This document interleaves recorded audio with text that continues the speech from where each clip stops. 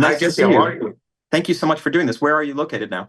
I'm in LA, in Beverly Hills, but Oh, not Egypt. Okay, I'm originally from Egypt. So got it. Oh, how cool. Wow, thank you for just doing this. congratulations. Thank No, you. no, thank you for doing this. Oh, Congratulations on the film. thanks, Miko. Congratulations on your directorial and also like you wrote the film. Yeah, So thank you. Jesse, it's very very hard to make to act in a movie. It's even harder to direct the movie you're acting in. You know, not many people can do this. Only Clint Eastwood and few others on the planet can direct and act and do a great job like yourself. Tell me, how did you approach the whole, like the whole story and directing it and bringing it, and also yourself and your cast? Thank you so much for saying all that and for asking that nice question, Miko. I would say that when I'm writing a script, I I just write in just like an email document, and they're basically like diary entries. I'm writing a movie, not thinking it's going to be a movie. I'm just writing kind of things that are on my mind and things that I personally struggle with. And in the case of this movie and my character, David, he struggles with feeling like he's in the shadow of his cousin, who was always the charismatic, charming one, and who lit up every room he went into. And my character just feels so small when he's around him. And I was writing from these very specific feelings I have of being around people who just make me feel small, and so That's all. so so it in some ways, me performing this movie and directing it, in some ways it was all the same thing. I was really kind of trying to explore this thing in myself and this feeling in myself that I felt around other relationships, that I felt in relationships, that I'm confused by. And so like the performing of this movie in some ways was like an extension of the writing of it, and then directing it and trying to create a scene and a scenario that allows for me to talk about these very personal things just felt like kind of natural. No, me, I really love the film, and I was just want to tell you something. Like, you know, the relationship between you and your cousin, Yeah. this is it exists in every single family. I have this in my family. I've seen this in other families. There's always one, the quiet one, and there's always one, the Mr. Loud, larger than life one. It's Yeah, always there, you know. And exactly. and that's why everyone can relate with your story.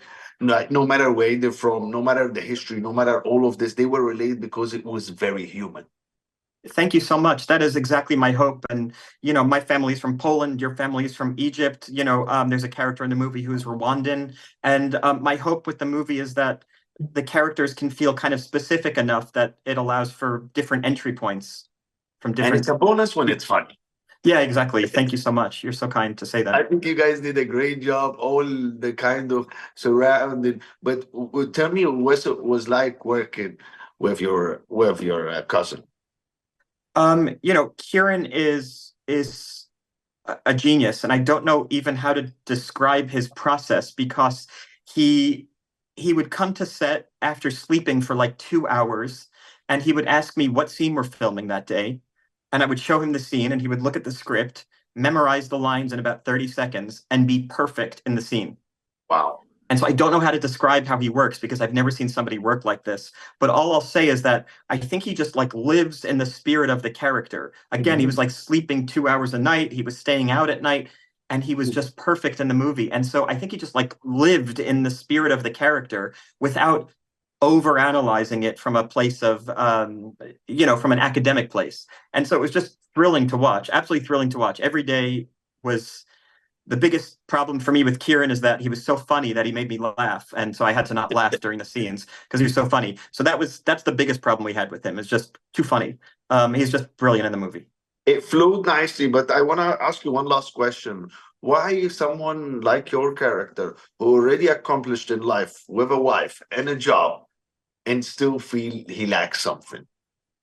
I grew up with severe anxiety and depression, and I can't explain why, but I just know that there's no amount of success that I could have or stability in my personal life that makes that stuff go away. And I'm learning to like live with it because I keep feeling like, oh, if only this happens, then I'll be okay. You know, if people like this movie, then I'll feel okay. And then people like the movie, and I'm just thinking about we got like one bad review out of 100, and I'm just like focused on the one bad thing, or like, oh, it didn't make money in this city in America, and why does Cleveland not want to go to the movie? And so I'm just wired this way. And so the goal really is to just try to kind of live with it rather than try to fix it. I'm glad you kind of put this out there for some people to know that just stressing is not the answer. And even though without stressing, you wouldn't be Jesse Eisenberg. So we love you for this and thank you for your time and see you Thank you, soon. Miko. Good Thanks. luck. Nice to see you. Thank Take you so care. You much. too. Bye, Jess.